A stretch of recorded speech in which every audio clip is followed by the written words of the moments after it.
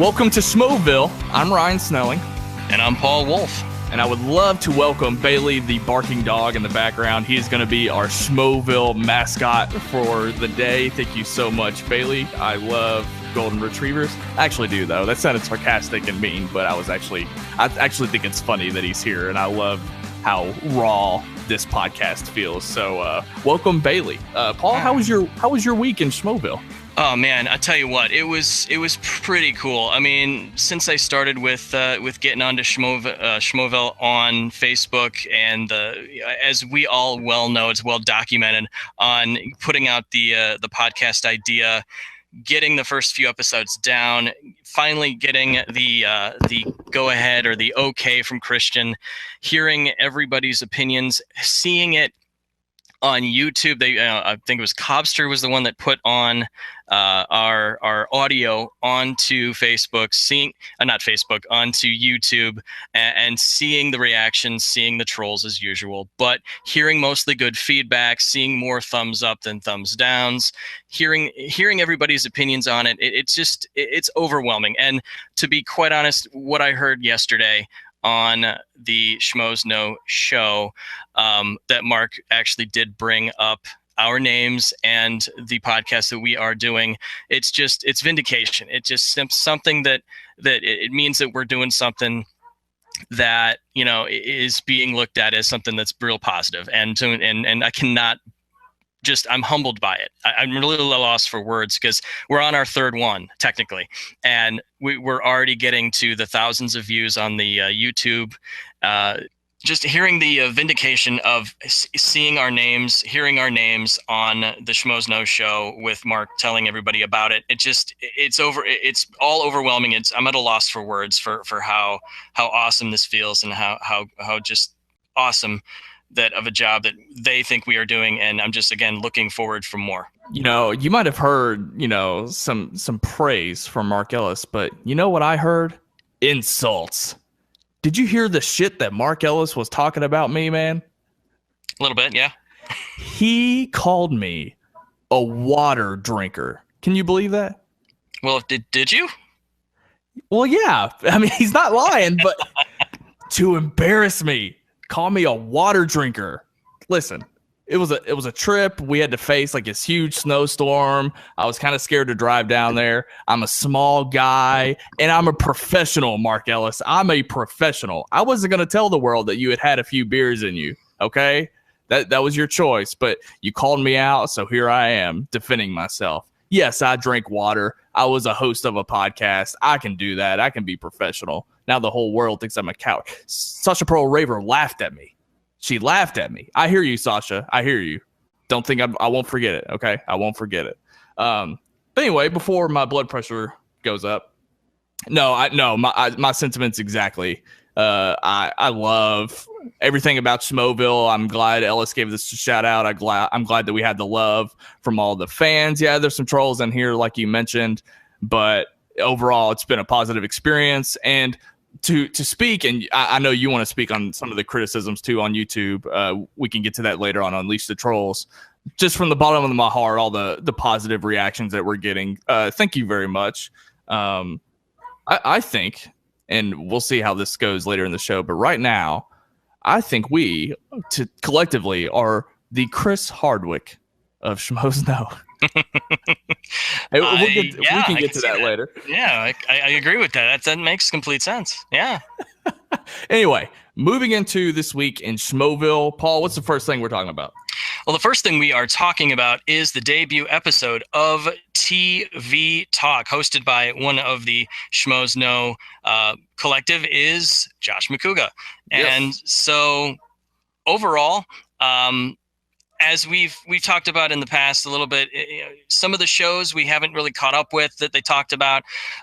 So I can't go too in depth with some of that discussion on what they kind of discussed, because I can't really relate. Because again, I've never actually seen a Game of Thrones episode. I've seen snippets here and there, because again, I do have 3 children. I'm married. I've got some other things I got going on. So I can't really talk about anything or relate to anything they kind of talked about, although it made me intrigued about seeing them eventually. But overall, I really enjoyed this first episode. I liked seeing Sinead DeFries back. I'm glad she's back. Yep, definitely. Hope Harrison's doing well. It was really kind of cool to hear that news too. So awesome there. The graphics were good. Yeah. Everything looked good, and it was nice to see the progression of Collider and seeing that they're moving into the TV talk area, because that may even be bigger than the movie talk, because there's so many different channels, there's so many different types of shows out there, and they broke down exactly what needed to be, and especially the topic of Daredevil. So what did you think, Brian, overall, with the first episode of TV Talk? I thought it was fantastic. I mean, it flowed so well. They bring a lot of that structure from movie talk over, it's a good thing. I mean, there's nothing wrong with that at all. No one should have been worried about Makuga hosting either. I mean, he does Between the Sheets, about to be Josh Makuga's show. There's no reason why he couldn't handle this show. So great job. Also mention David Griffin, who we don't get to see on Collider as much. I think he's usually on Rebels, sometimes once a week on Movie Talk, but I usually see him more on Think Hero Pro, Dennis's channel. But it's good to see him consistently throughout the week. Yeah, and the sidebar, that was really, really slick. TV Talk could easily be a daily show. It's their schedules are so jam-packed. I understand why they're doing it Monday night, but Christian said that, if people like it, they can do it daily. So if you're in the TV and you didn't get to see this week's TV Talk, make sure you go back. It's going to be on the channel from Monday. So yeah, definitely check that out. And it's really exciting to see Collider kind of grow into these things. Yeah, absolutely. And so moving on throughout the week, we basically have just kind of do a little bit of review here, guys, of where Mark and Christian and everybody else were throughout the week. We saw, obviously Collider Movie Talk, Collider Mailbag. We saw some trailer reaction views kind of go away this week. I know Ryan's excited about hearing that. But we did have Bridget Jones's Baby and Deepwater Horizon come out. We also did see the Lego Batman movie teaser come out. That was reviewed. I loved it. That was a surprise to see. My son even saw it and loved it. He loved the Lego movie too. We actually had a day where my school, since I work at an online school, our computer went down because when the movie came out, it actually died. I mean, the computer system died in Virginia. We have a main server out there, and so it was one of those days where it was like negative 37 degrees out. It was a horrible day. So we turned everything off because the computer didn't work. So we can't work on a computer if it doesn't work. So we just dropped everything, went to the Lego movie, and completely had a wonderful time. I was a huge surprise on that. And so seeing the Lego Batman movie come out, because I thought the Ninjago one was coming out first. So it was interesting to see that the Batman Lego movie trailer, our teaser trailer, came out now. So we saw a reaction video to that. We saw, again, Deepwater Horizon as well. On both of those. I understand it's Bridget Jones's third movie, and I don't know if it's about the book, the third book. I know that there's a book out there, a third book, but whatever.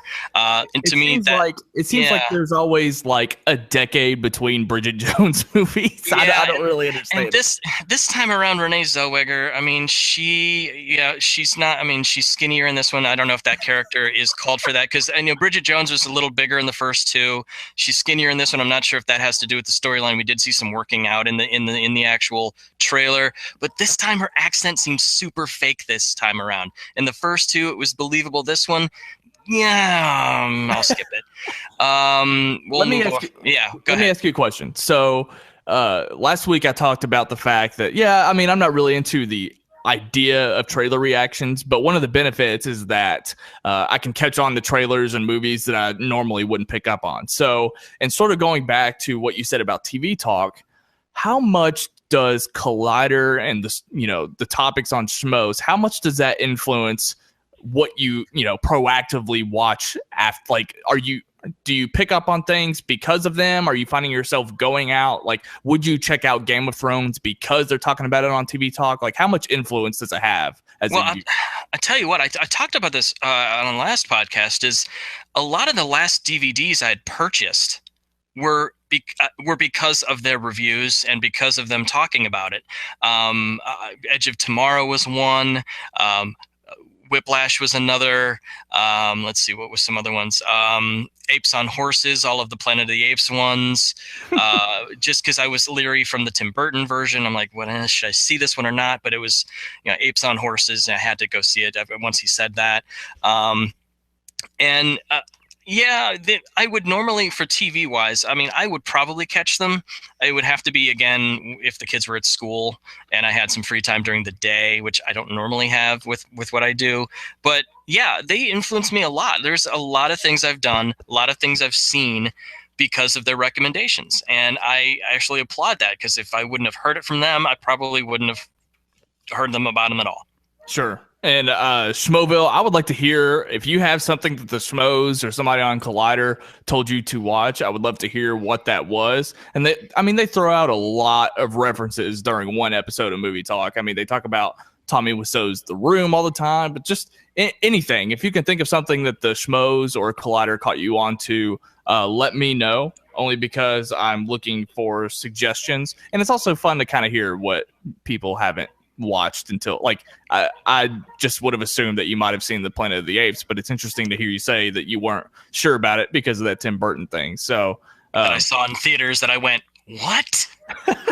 At the end. So okay, it's Tim Burton, I get it, but what? All right.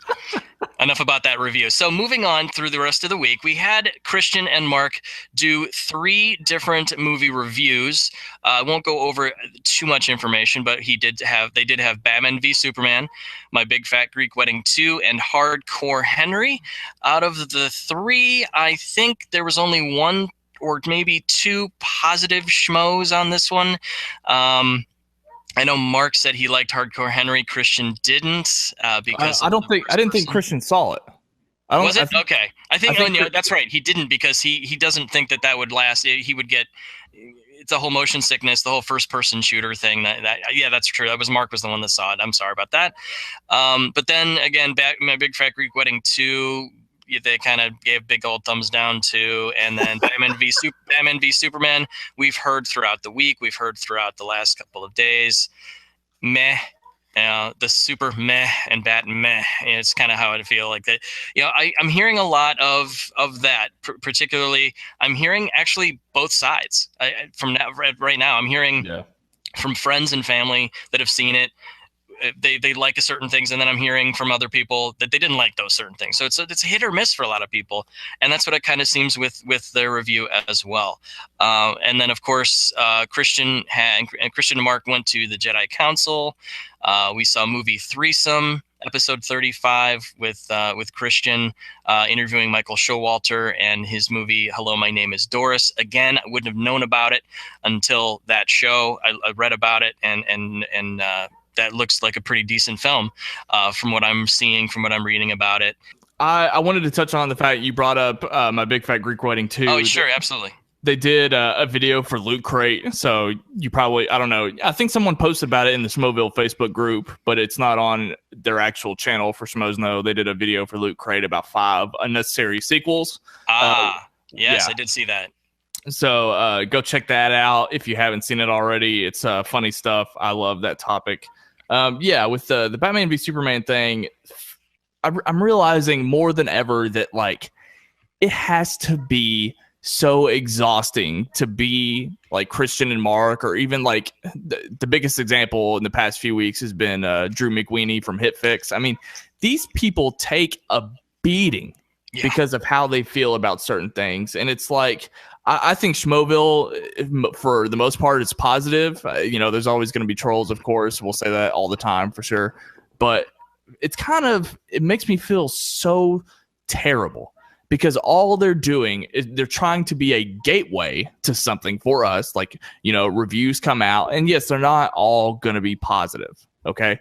But fandom destroy critics. And I don't understand it. I really don't get it. Because ultimately, you're going to form your own opinion anyway. I mean, right.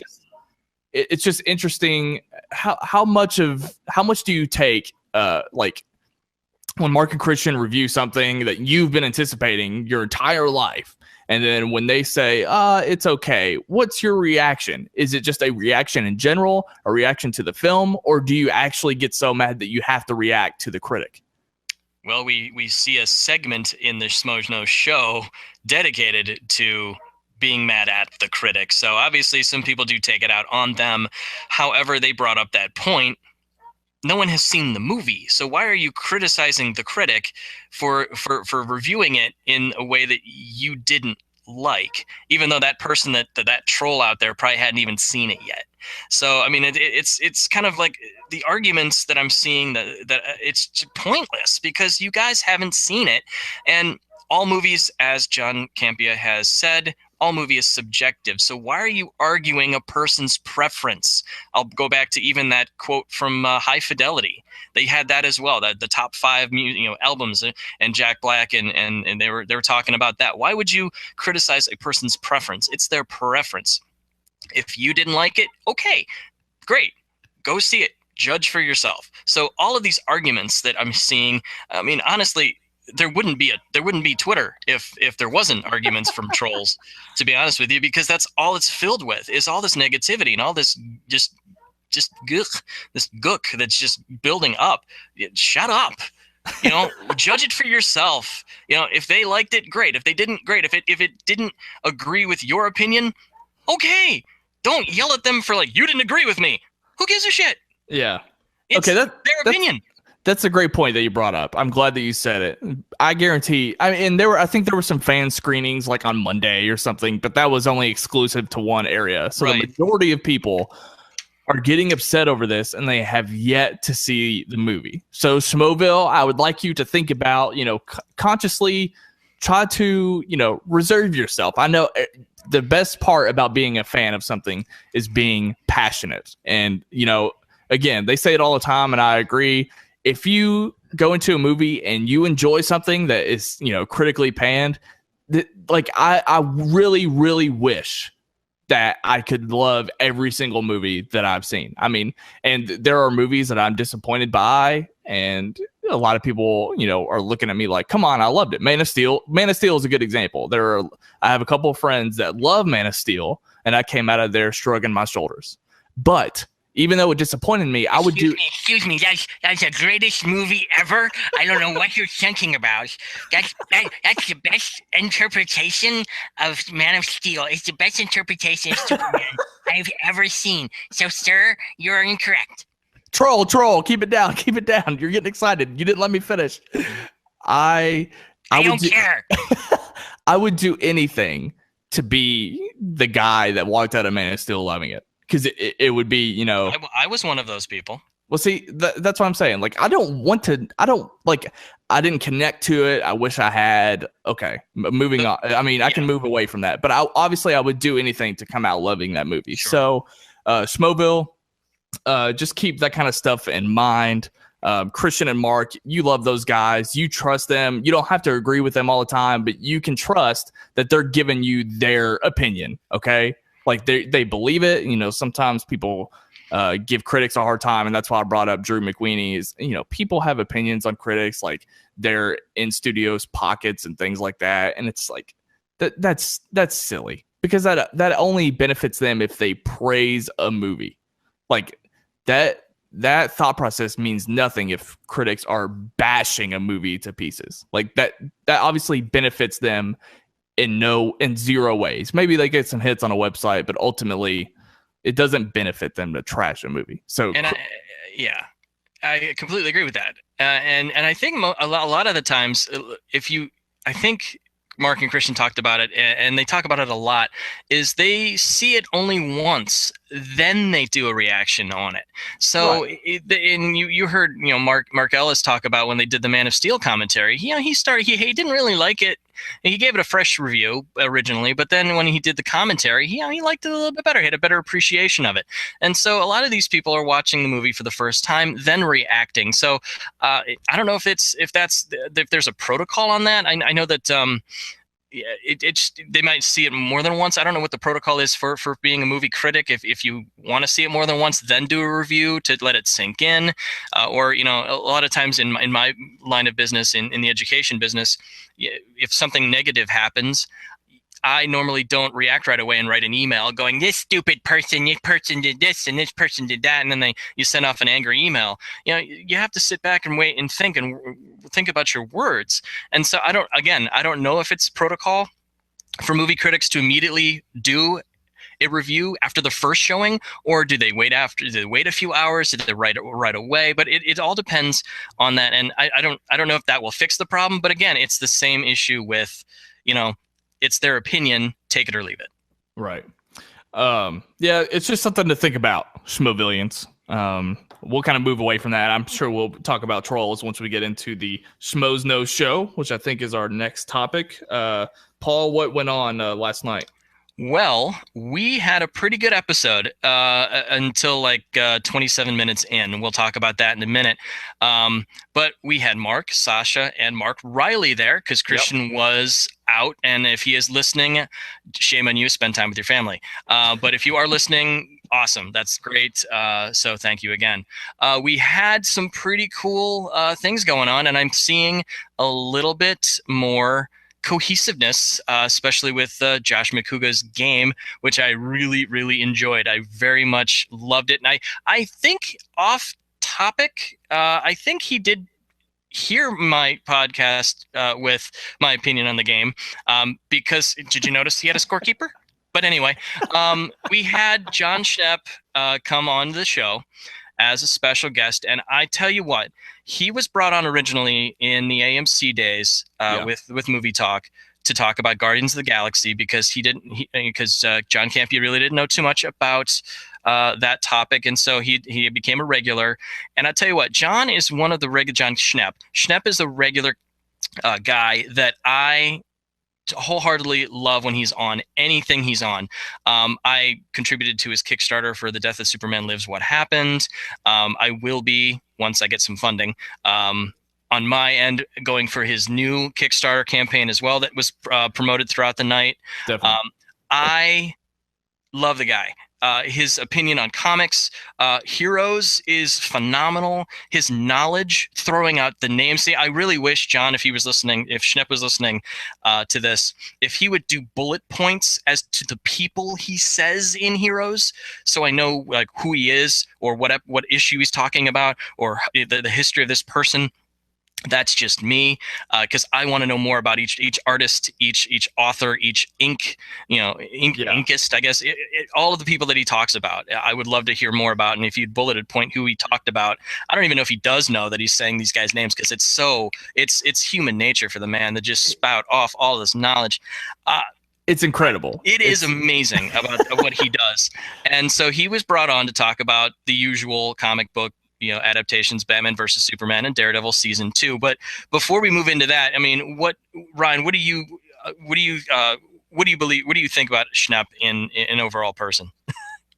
I really love Schnepp. He's crazy. He's absurd. He's nuts. He gives the show a lot of personality. To kind of go back on what I said earlier, I think Mark and Christian are really professional, and I think they cut up and they have a good time, but they also take it very seriously. I mean, this is kind of what Christian is the director of development, so he has a certain amount of seriousness, and Schnepp is able to just go crazy. I love Schnepp. It's kind of funny, and I wanted to ask you a question. A friend of mine isn't so hot on Schnepp, and I won't name him, but like I was watching Heroes and I had a friend over, and he's just kind of like he never feels Schnepp, and I realized that he is like a polarizing individual. Like he's one of those people that you kind of wonder, like you love him on the screen, but could you really handle him in person? Like, is he somebody that you would have hung out with in high school? Like, those are the kind of things that I think are funny to think about. And I kind of thought it was strange that he wasn't really taken by Schnepp. And is there anybody that's like that for you? Like, you're just kind of like, well, I like him on the show, but I don't know. I'm trying to think. Not really. I mean, I at first, like, I've seen Finstock, but I've not heard him yet. I mean, I saw him on the very first episode. I'm new to a lot of the characters, but I don't know why he wears that mustache thingy. Let us know in the comments why Finstock Right. wears that. I personally like that. I want, I'm not holding judgment because I don't know him very well. I don't do that. I don't pass judgment without getting to know that person, and then I'll say yes or no on that one. But honestly, if I go through the list, I really don't have a person, and I'm not kissing ass here. I'm really believe like there's nobody on the show where I'm like, I don't think I like that person. If I can't handle that person in real life, I really don't think, even going to Collider too, I really don't think there's anybody that would rub me the wrong way or I'd have a negative opinion on. And I feel that the people that are on the shows would be people I would hang out with in high school, and college. I really, that would be my group. I mean, if I look back, going back on my history of high school, I had friends in everything. I mean, Latin club, drama club, sports, musicals.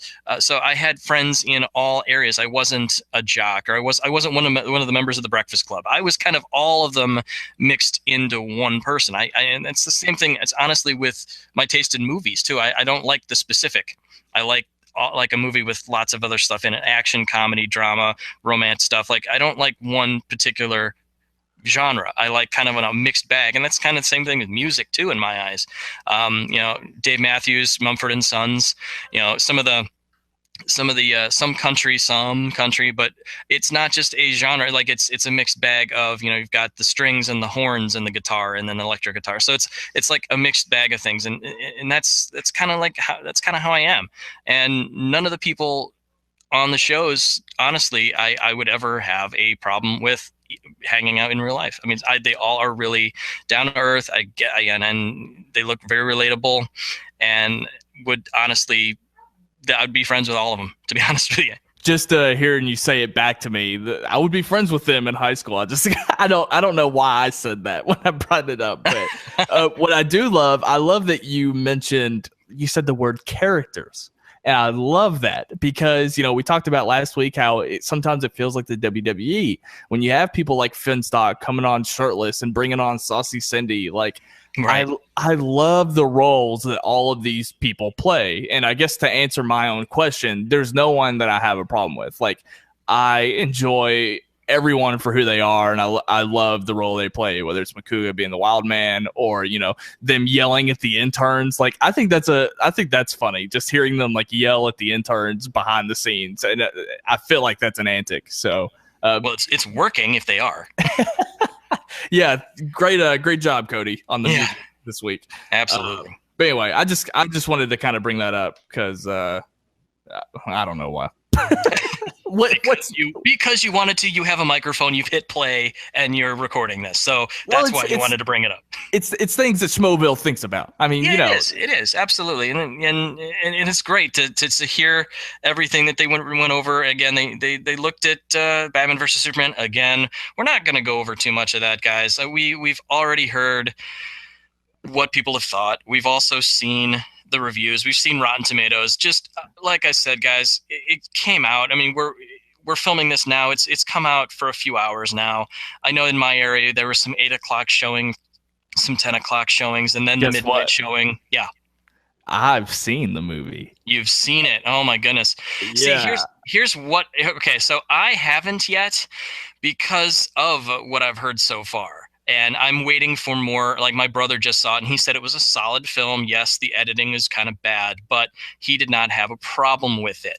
I take his opinion very highly. So, Patrick, down in Florida there, thank you for that. I very much appreciate your opinion there. But I haven't heard anybody else from my family yet see it, or anybody close, except him. So far that's putting me in the right direction, because I was going to go see it last night, but I decided not to, based on everything I've heard so far. Ryan, if you wanted to touch upon it, just give me a brief. If you wanted to do a score, what would you say? Okay, I'll say two things. I think two, but I won't go too far into it because this is what I'm going to be talking about on Film Beef tomorrow, probably for at least an hour, and I'm still digesting. But what I will say is that your brother, you said his name's Patrick? Yeah. Hi, Patrick. I think that that's a healthy reaction. Okay. And I personally, Ben Affleck is my favorite Bruce Wayne / Batman. Okay. I will say that. And I mean, that's everybody. I am hearing that Yeah. everybody is saying that is the best part of the movie is him. Yeah. I'll say that I think the Rotten Tomatoes score is too low. And I pretty much agree with, if you saw some of the Collider and Schmoes Know reactions, for the most part, I agree with the majority of all of those points. And I'll leave it at that. Okay. So anyway. Yes, definitely, so definitely go see it. Yes. Okay. All right. It's not like I'm ever going to skip it. I mean, I have a Batman and a Riddler tattoo on me. But of course, I also do have so those Marvel haters out there, DC haters out there, I do have a Spider-Man tattoo on me. And then also I have a crow. So I've got the James O'Barr Crow from the Crow movie tattoo on me as well. So I share the wealth. I'm one of those, again, mixed bags. I'm not one person or another. I'm a big, big fan, but not only of movies, but of comics all around. And it doesn't matter what kind or who it is, I'm a fan. So Sure. Moving on, speaking of the negative reactions, we have a new segment that I saw was really, really hilarious, and Schnepp was involved in this too. And he does this pretty well also, is Unleash the Trolls.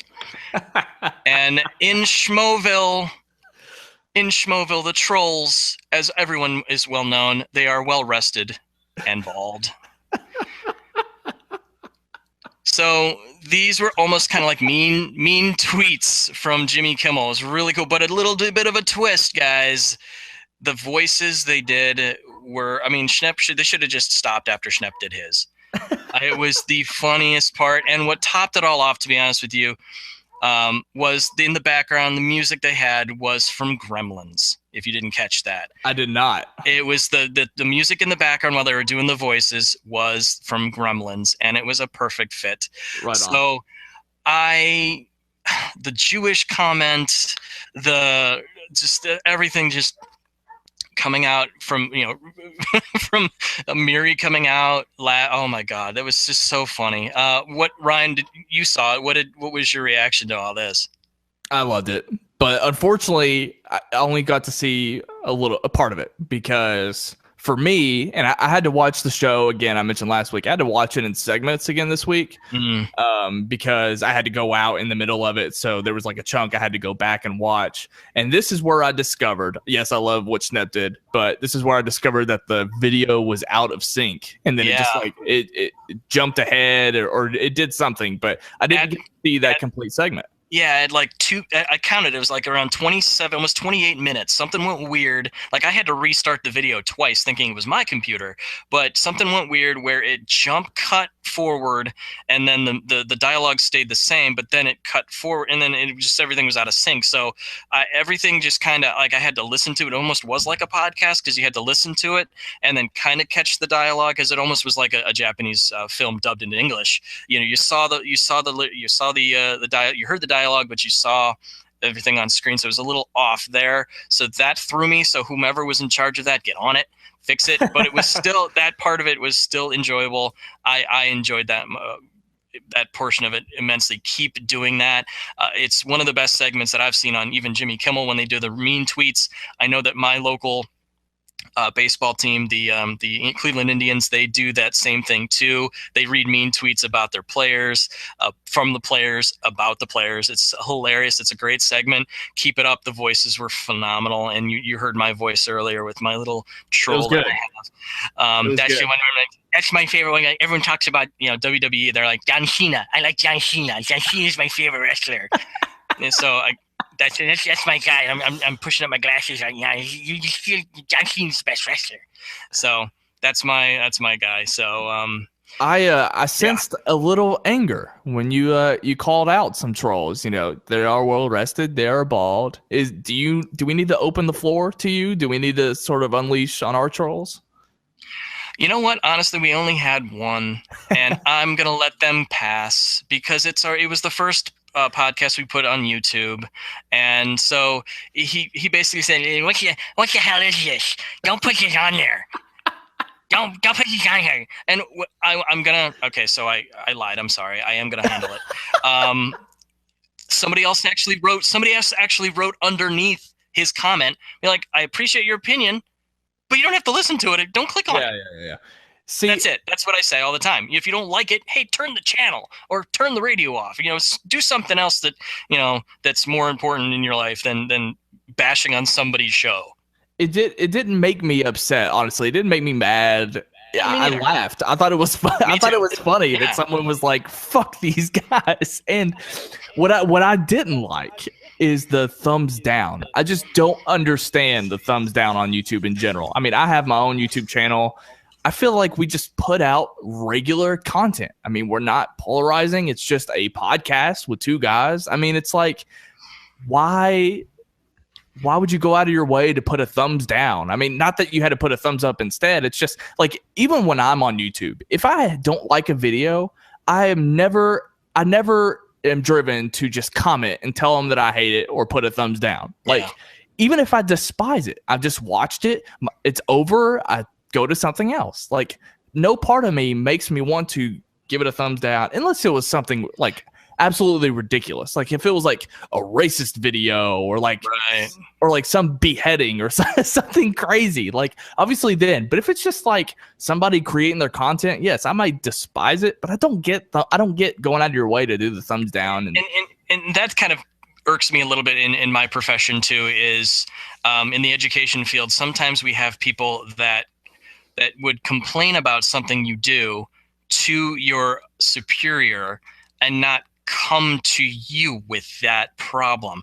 I've had that throughout my career, is if somebody has an issue with something I do, they don't come to me, because normally I'm that kind of person where, we're always changing, always evolving. So if there's an issue with something I do, tell me about it. Right. Instead of just sticking the thumbs down, guys. If you guys, honestly, if you people did give a thumbs down, Schmoeville out there, if you did give us a thumbs down, put in the comments section why. And so if it's, don't say don't post these. Well, that's not going to give me any issue. That's the same thing with a math student not doing well in math and saying, I just don't get it. Well, that doesn't help me help you understand what it is. So what's the concept that you need help on? If there's an issue with what we are doing, guys, we are open. The door is open. Let us know what it is, and we collectively will work on trying to do it better, be better at it, because we are here for you guys. You guys kind of mold into what we are doing here. So if you guys have a problem with us, tell us, let us know what it is that we have to make better on this show. So that's where I come from. So if you did give me a thumbs down, if you give us a thumbs down, let us know why. Don't just do a thumbs down and run and turn off your computer and be like, ha, I did it. I gave you a thumbs down. Exactly. Good for you. I'm glad you're proud of yourself to give us the thumbs down. If there was an issue with what we had done in the show, please just in the comment, let us know. Right. As far as I know, though, the Schmoevillians out there liked what we did. So the ones that we've talked to, the ones that we've seen, so maybe it was somebody that isn't part of Schmoeville and that maybe was an outsider that isn't familiar with with our content. Again, I'm assuming, and the saying with assuming. So that's my standpoint on it. I'll get off my soapbox. So what do you think, Ryan? Should we just move on to the next topic? Well, but I just want to add quickly, me and you, we represent Schmoeville. Right. And, and I don't take that lightly. I want, like, when me and you talk on this podcast, I think it's really important that not only do we talk about what the Schmoes have been doing, but me and you need to talk and approach it like we need to have the conversations that we think Schmoeville is having. Like, right. I think that is what's really important. So for us to be the best accurate representation, we need to hear, constructive criticism. We also need to be engaging with you guys. And, I'm trying to a little bit on Facebook. It's hard. I see your all's posts a lot and I save them if we're going to bring them up on the show. So yeah, we're actively working. So I guess just help us actively, give us the work. We don't mind that, but as long as you're constructive, I guess I'll just leave it at that. So There you go. yeah, moving on. What else we got? All right, so we're going to go ahead and talk about Brett and his adventures in trying to relate to the Schmoeville audience in his newest review of Edge of Tomorrow, which, again, like I mentioned before, more cohesiveness, more being more in tune to our movie knowledge. Is Brett reviewed Edge of Tomorrow, and really everyone took to it. And he didn't actually go into what he was talking about, but how he got the movie. But he eventually got the movie and saw it and had a great quote. It was a fucking great film, and that's what I thought too. And again, I mentioned this earlier in the podcast too. Edge of Tomorrow was a movie where I'm like, and it was the same thing with Brett. He was not sure. He saw the previews of it, and he thought it was like Oblivion meets Groundhog Day. He wasn't sure. I honestly said the same exact thing. And then everybody that saw it was like, go see it. Go see it. Right. And I didn't get a chance to in the theater. I didn't think it was one of those that I should have. But, walking through Target, one day I was, picking up something for my daughter. I looked, I'm like, there's Edge of Tomorrow on the shelf. I'm like, all right, I'm going to buy it without even seeing it. I'm going to take the chance, and popped it in. And I tell you what, Brett, you had the perfect quote, and I completely agree with it. I loved that movie wholeheartedly. It was great. It was one of those that, you're finally rooting for him, and it's almost like they hit the reset button. It's like, damn it. And then he's got to try to do it all over again. And he's finally getting it, and he finally gets there, and he, damn it, and you go back to the beginning again. And it to me was one of the best surprise movies out there. And I was very impressed with Emily Blunt's performance. They all talked about her even more than Tom Cruise in all the reviews I saw. And she was phenomenal. And I like how she's now turning into this action star and broadening her horizons instead of just doing the Devil Wears Prada. Right. Not likes or loves, wears.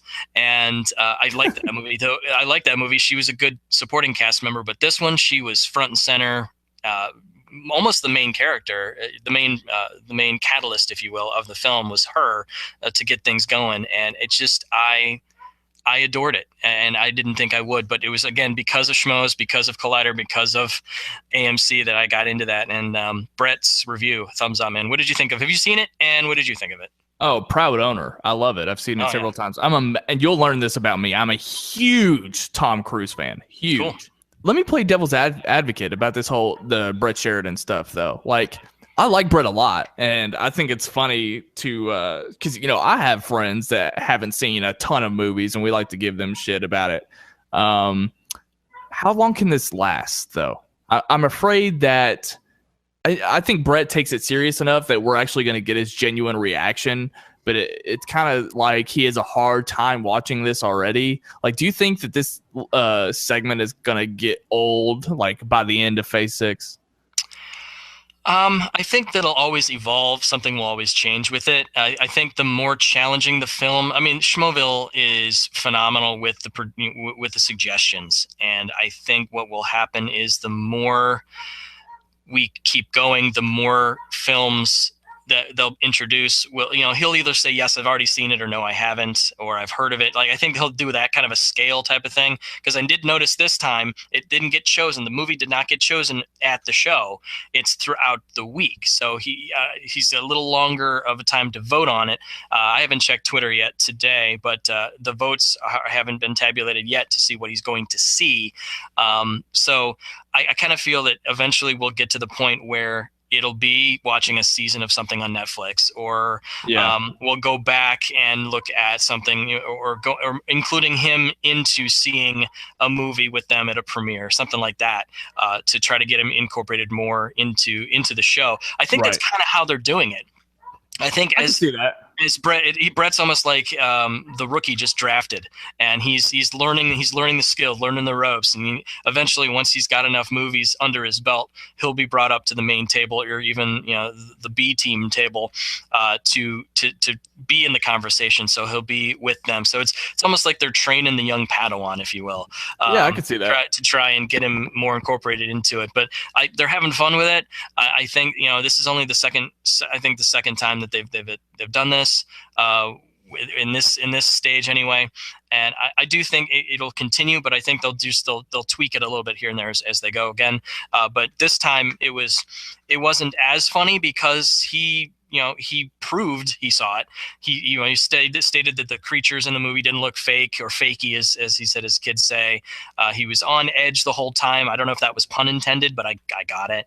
I enjoyed it, and I love when he brings up, oh, but I did see this movie too, and he'd throw out a weird 80s movie or weird early 90s movie. A Weird Science was this one. And so I just think overall, I think it'll continue, but it'll evolve as we go. And I will see this eventually dying out. Maybe they'll even bring somebody else in to replace him that was in his place. Who knows? They could bring in somebody that's like him, and then he can then become the master as the apprentice comes on.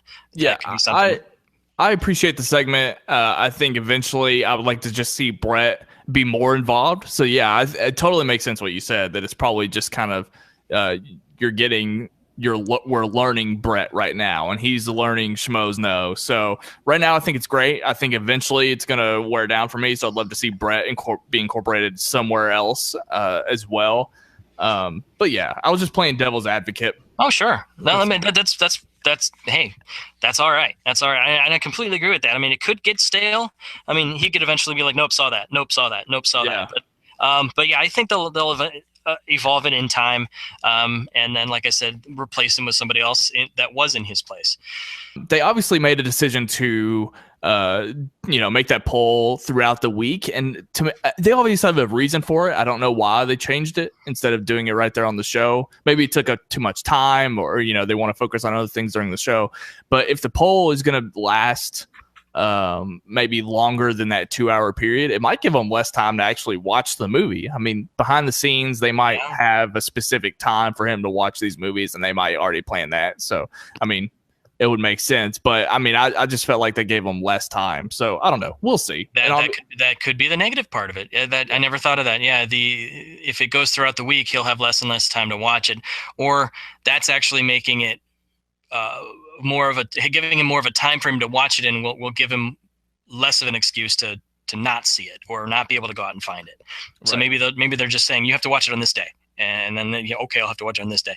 And then maybe that's where the comedy ensues, where I tried to find it, but I couldn't find it. Or I had to do this, I had to do that, I couldn't find it. Or it was too much, I couldn't buy it, something like that. I don't know. But hey, it's always evolving, always moving on. So, okay, so speaking of moving on, the next section we saw was Sasha's indie picks. And I was shocked by one of the reviews in it. And I see if you agree with me, Ryan. When I've heard a lot about this I Saw the Light with Tom Hiddleston and Hank Williams, and heard a lot of positive buzz around it, and then she said it should never see the light. And she said it was dull, badly paced. Tom Hiddleston did his own singing. And it's just, oh my goodness, I thought it was going to be better. I mean, of course, it is just one person's opinion on seeing the film. There might be other people that have something different, but that kind of took the wind out of my sails, thinking, oh, I was interested in seeing that, but now, I don't know. But that to me was the highlight of that segment. What did you think? Did you think the same, or did you kind of agree that when you heard about the movie, you might kind of agree with how it might be dull? I know what she said about I Saw the Light, and I don't know if I was really surprised. I mean, I know that the movie's out there. I know it exists. I knew it was coming out, but I didn't really hear anything as far as reception goes. So she's actually the very first person to react to it. Yeah. I don't know if I'm not really shocked, only because I never expected it to be amazing. I had no judgments at all on it. I had zero expectation either way. So there's not a whole lot of shock value to her hearing that it's bad. I mean, it sucks that it's bad. you know, I want to see a good movie, but Right. that's all I've got. And unfortunately, I'm kind of missed that segment. That was one of the segments that that's why you got me. It's the OCD guy over here. Got every bullet point, every little thing that happened, every little detail here I got on my list here. Oh my goodness. So that kind of was like, all right, but it was kind of cool saying, you know, well, it was Loki and the Scarlet Witch were in it. I mean, that's kind of cool. And that's something I like doing too, is like, oh, these superheroes were in the movie together. Oh, these superheroes in the movie together. That happens a lot. I mean, there's happening more and more. Yeah. Right. One thing I wanted to mention was we had Roth Cornett as a guest from Hit Fix. And I wanted to mention her a little bit because I saw a couple of comments in I think it was the chat board. It might have been the chat board or the video comments, but people acted like people thought that she didn't have a good time. And I wanted to know what your reaction was to Roth being on the show. I like Roth. I've seen her in a lot of things. She does stuff with Alicia Malone, a couple other things. And of course, I've seen videos for HitFix. I like Roth a lot, but some people apparently have this reaction that when she did that show with Miri and Alicia, I mean, I think more of her personality came out, and I really respect Roth for what she does and what she's been doing. It did kind of feel I did feel that she was a little out of her element a little bit. It's almost like having a substitute teacher coming on into a classroom full of kindergartners. It kind of felt that way to me. And did you just compare the team of Schmoes to kindergartners? Well, in this case, that's what it looked like to me. I'm an educator. That's what I compare things to. And I feel like she kind of was a little out of her element. That's what it kind of felt like. She was just watching the show go on, and like, I don't know if she was in awe of it or she was just like, I don't know what it was, but it did seem to me like she was a little out of her element in this episode. Take that, Ellis. You're a kindergartner. I may be a water drinker, but I never said that. I don't put words in my mouth. I was not a kindergartner. I was comparing the two, not saying that they are. It felt to me like... I think knowing Ellis, he might actually accept that criticism. Yeah, I don't know. I could see where they're coming from. But again, I mean, I don't mind Roth. Maybe she was a little bit out of her element. And I don't know if it was... I kind of started to guess it when Mark started asking her a lot about Drew McWeeny, and she acted like she didn't want to speak for him, which is totally fine. Like, that makes total sense. I wish that she didn't. I hope that wasn't the thing that gave her a bad taste in her mouth, because, you know, I like to see anybody come in, whether they're familiar or not. I like to see anybody come in and feel like they're having a ton of fun on the Schmoes Know show. So I hope that she comes back. Hopefully whatever happened gets fixed. If anything happened, again, we don't really know. It's just, that was just, you know, something people were reacting to, and I figured it was worth mentioning. But yeah, I mean, I welcome Roth back to the show anytime. I know I don't make decisions over there, but that's just me. Yeah, absolutely. I think maybe another go around might get her a little more comfortable with the situation, with the topics going on and things like that. So she was brought in while Kenny also did the news. Yes. And I'm not going to. Absolutely, the music was perfect. Cody, nice job. Jokes again. Laughing my butt off with the Batman versus Superman critics sponsored by Marvel. That was a highlight of mine. The one thing I want to do say, like, because all the other information you did see in the news, everyone knew about anyway. If you guys watch Collider, if you guys watch any of the movie sites out there, read Entertainment Weekly, you guys know what happened, what has happened. But I had no clue that Gary Shandling had passed away. I had no idea that happened. And I as soon as I heard that, I looked it up. I was like, man, 2016 has just been awful with celebrity deaths. And this is just another one. And I wasn't a huge fan of his. The Larry Sanders Show was funny. I didn't watch it on the reg, but it was just shocking to see that, you know, he had passed away. And, you know, my thoughts and prayers go out to his family. That just, oh my gosh, that shocked me at the very end of that one. Was there anything was that your standout from that portion of the show? Sort of. I don't know if this speaks to my generation. I'm not that familiar with Gary Shandling, and I know people might cringe. All right, good night, everybody. He has no idea. Good night, see you. I'm out. Just kidding. People might cringe at what I'm going to say, but the only context I have of Gary Shandling is from Iron Man 2. Like, he was cast in that movie, and you know, again, people might cringe, but hear me out. So I'm a huge fan of watching special features on DVDs, and when you watch Iron Man 2 or Blu-ray, when you watch Iron Man 2 Blu-ray, there's a huge documentary that Jon Favreau did making of Iron Man 2, and a nice chunk of it was talking about how happy he was to have Gary Shandling come on the film, and obviously felt some kind of context to what this guy meant. And of course, you hear about the Larry Sanders Show. And so I knew of him, but I unfortunately was not able to appreciate his comedy until after his passing. I'm definitely going to watch Larry Sanders Now. Ellis said it's a better version of Curb. I think Ellis said that. And I love Curb. So I'm definitely going to check him out. I feel like I've missed out on something. Yeah, Knapsack sounded heartbroken. A lot of people are. So I understand for sure. Unfortunately, there's a kind of generational gap for me, I guess. So I'm going to have to go back. Yeah, that's okay. And I definitely recommend it. Definitely recommend. He's the dry humor. It's dry humor. It's, again, Curb Your Enthusiasm, dry humor. It's like The Office kind of dry humor. You'll have to catch it. But it's a standout show. I definitely agree with it. And it was funny when he mentioned that Dream On came on beforehand, that with Brian Benben, and that was a show I watched all the time too.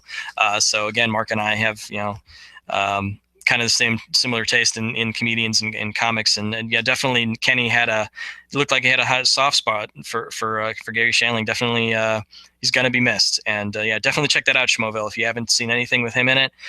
He's very funny stuff. All right, so the next portion of the show we had was Cobster's Blu-ray review. This time there was two, Daddy's Home and The Hunger Games Mockingjay Part 2. What he really did here was, and he didn't focus on the movie too much. He actually talked about the special features, which I enjoyed completely. And so I really didn't actually know that Tony Hawk was one of the stunt double in the skating scene in Daddy's Home. Yeah. I thought that was pretty funny. And then he brought up, the Tony Hawk Pro Skater 2, the game that I always played when I was in college. That was a game that I like playing. And then Hunger Games Mockingjay Part 2, they said there was like 5 hours worth of making of the movie. That's pretty much all he really mentioned, so it's not too in depth. I personally will probably skip Daddy's Home. I am not a Will Ferrell fan. I'm sorry to say that out loud. Just from Saturday Night Live on to now, I just think overactor.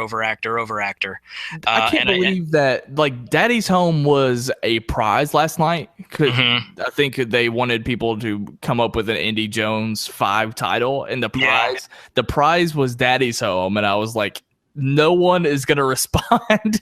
No. But what was really funny about the tweet that won with the legend, was it like the legend of Atlantis or something about that was the first thing I said to myself watching the show, was something I said, and the lost city of Atlantis. I think what they said was, I've heard a lot of Atlantis. I think what they said was the fate of Atlantis. That's what it was. Yeah, same ballpark. And my other one was, I would like to see something with Excalibur. That'd be something for Indiana Jones for the next thing. But moving on. I just think Will Ferrell, the only movie I really enjoyed Will Ferrell in was The Producers and the Lego Movie.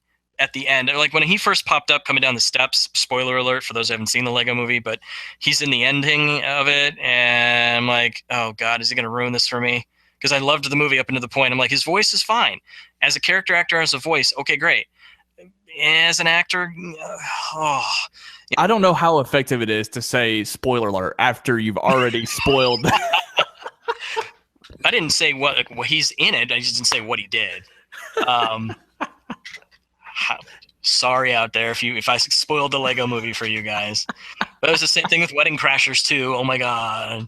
But he just rubs me the wrong way. Hopefully he'll get better. Hopefully he'll do what Adam Sandler did, and in the way of going hold on. Hold on. You know how Adam Sandler's doing really well with the dramas. He's good with Punch Drunk Love. So all the dramatic roles. He did well with dramatic roles. He hasn't he's not there now. Forget it. Adam Sandler's dead and gone in my eyes. But Will Ferrell's done well with some of the dramatic stuff. If he does more of that, maybe, sorry about that, but maybe he'll grow in my eyes, but right now I skip everything he's in most of the time. Okay. Hunger Games, I'll just say we're waiting to see it because my wife wants to do a marathon of all the movies. We've read all the books. We heard one thing about the movie is it's too close to the book. So if you read the book, you saw the movie. That's the only thing I heard. I haven't seen the movie yet, so I'm going to see it. That's the only thing I have to say on the Hunger Games Mockingjay Part 2. What about you, Ryan? Anything else? That's all I got for that. Cool. All right. Moving on to the ending of the show. The last half hour was dedicated to Josh McCouga's phenomenal, awesome, what he calls Superman versus Batman Wheel of Trivia. I thought this was wonderful. And again, I thought I heard a little bit of, there we go again with that little bit. I don't know what happened to my octave there. But they did talk about, the game. I wasn't criticizing how bad the game was. I was talking about the potential of it. So this one had a wheel, had something physical to spin, so you knew what the topics were, the titles, and you had a scorekeeper. In this case, Cobster, I believe, was keeping score. I think that's what he said, was he was keeping score. And I liked the rules. There was the team, 2 against 2, Sasha and Ken, Ellis and Roth. Everything about it was funny. I thought that I think he threw a few people for a loop, that some of the questions had to do with Makuga's opinions on certain things. So if you had to think about his opinion of it. I actually like that. I think that's hilarious. And I love the fact that eventually it got everyone thinking. Everything went back to Pittsburgh almost, and Keaton and Lois Lane. It was really, really good. I really enjoyed how the pacing was. The one thing I would say is on one of the categories he did run out of questions, so that might be the only thing to tweak, is to just add a few more questions here and there. But I played along. I only got a few of them. The Chase Meridian one, the Nicole Kidman character in Batman Forever. The Ben Affleck's Fashionable Male, I got that one. Those are the only 2 that I got out of all of them. But I mean, I thoroughly enjoyed this game and the way that it was run. So, what did you think on the game overall, there, Ryan? The game, it was a huge improvement from last week, without question. I think it's hilarious that Makuga the answers are his opinions of things, so it's kind of funny to watch people kind of navigate through his mind. I think that's kind of funny. I mean, I don't have much else to say about it other than I didn't know hardly any of those answers that I recall. But other than that, I thought it was great. So, and I love it. It was great. So, okay, and then Ellis and Roth ended up winning, and so that was cool. Of course, the turning point was the Howard the Duck question, which I think was hilarious as well, bringing that up. The cherry bomb. Which was filmed in Cleveland, by the way, for those of you that didn't know. It was filmed in my neck of the woods, so it's kind of cool. Oh, interesting. And the giveaway, like we mentioned, the giveaways was the Fate of Atlantis for the good one, or not the good one, for the serious one, and then Indiana Jones in Space for the funny one. And then, of course, to kind of close out the show, we had Miri come on, and Miri, I tell you what, she might be my crush on the show. So I'm just throwing it out there. Miri, oh my gosh, yes. She comes on screen. Oh, I listen. So their guys are close to 70,000 Twitter followers. There were 72 people away. 70,000 Twitter followers. And then she talked about the 2006 photo montage, which I think was really funny.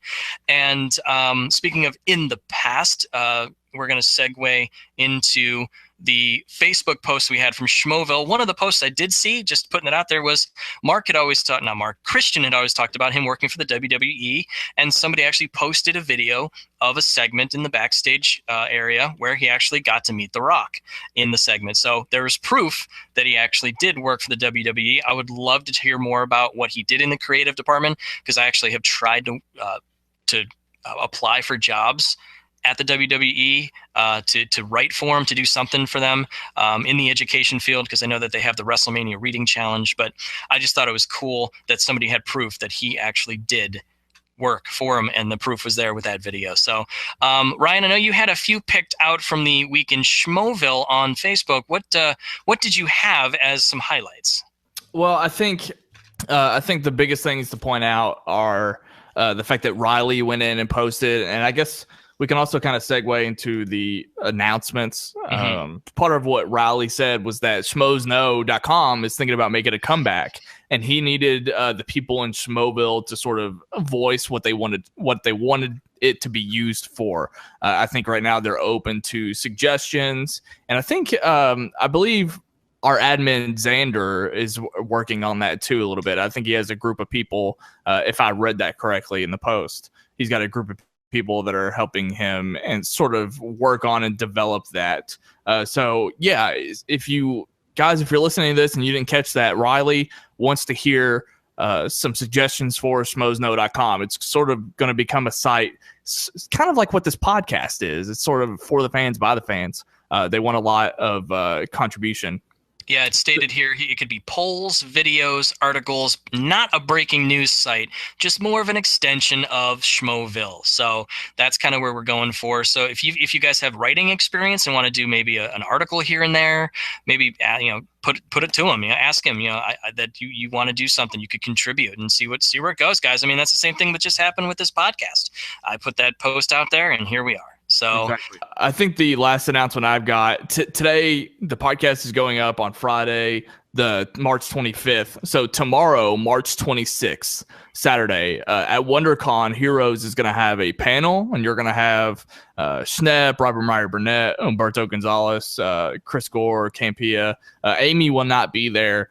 But yeah, they're doing a Heroes panel at 7:30. It's going to last for an hour, and that's going to be in room 152. So go and check them out at WonderCon. They're also doing a meetup after that at the Lux Hotel, which I assume is in LA, if that's where WonderCon is. Yep, it's there. The Lux Hotel on the second floor bar, they're doing a meetup, and Schnepp requested that people buy him drinks. So get Schnepp trashed and then film it and then post it in the Schmoeville Facebook group, please. I think that's the last thing that I've got. And also check out Schnepp's, that's why he was on the show. Check out his Kickstarter for Sweaties Unite. That's all I got. All right. Well, hey, that seems to be episode 3, guys. Thanks so much for listening. Have a great rest of your day, rest of your week. If you're celebrating the Easter holiday, that's coming up here soon. That's our show, guys. If you have any questions, concerns, comments, issues, obviously you know where to find us on the Schmoeville site on Facebook. And where also can they find you, Ryan? One last thing I forgot to mention that this podcast will be on iTunes eventually. Right now it's on SoundCloud and going to be on the YouTube Schmoes Know podcast YouTube channel. That's where you can find it now. It's going to be on iTunes hopefully by next week. I'm just waiting for some artwork to come in. I'm working on that, so that's going to be there for you guys. But you can find me on Twitter at FilmBeefSnell. I use Twitter all the time. I'd love to talk to you guys about the show, about movies, about anything.